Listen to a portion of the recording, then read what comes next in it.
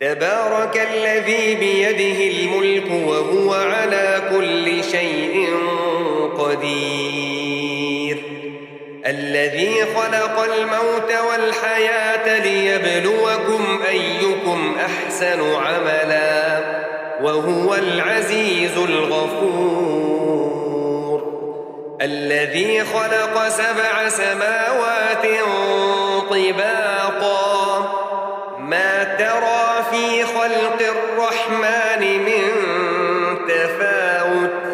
فارجع البصر هل ترى من فطور ثم ارجع البصر كرتين ينقلب إليك البصر خاسئا وهو حسير ولقد زينا السماء الدنيا بمصابيح وجعلناها رجوما للشياطين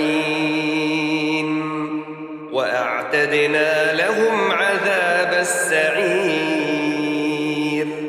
وللذين كفروا بربهم عذاب جهنم وبئس المصير إذا ألقوا فيها سمعوا لها شهيقا وهي تفور تكاد تميز من الغيظ كلما ألقي فيها فوج سألهم خزنتها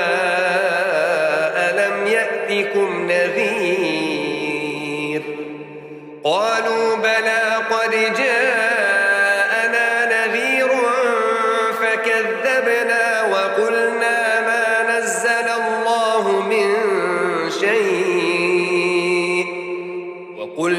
ما نزل الله من شيء إن أنتم إلا في ضلال كبير وقالوا لو كنا نسمع أو نعقل ما كنا في أصحاب السعير فاعترفوا بذنبهم فسحقا لأصحاب السعير إن الذين يخشون ربهم بالغيب لهم مغفرة وأجر كبير وأسروا قولكم أو اجهروا به إنه عليم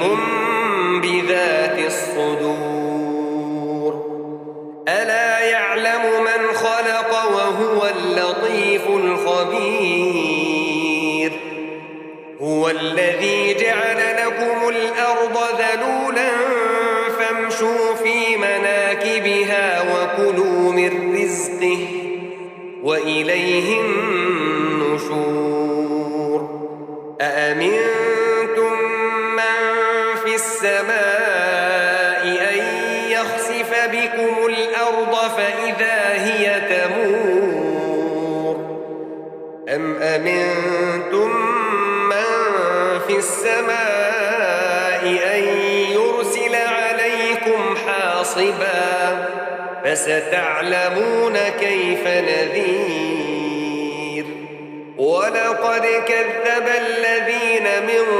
قبلهم فكيف كان نكير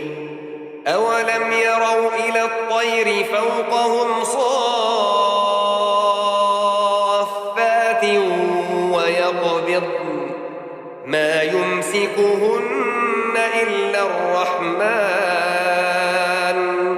إنه بكل شيء بصير أمن هذا الذي هو جند لكم ينصركم من دون الرحمن إن الكافرون إلا في غرور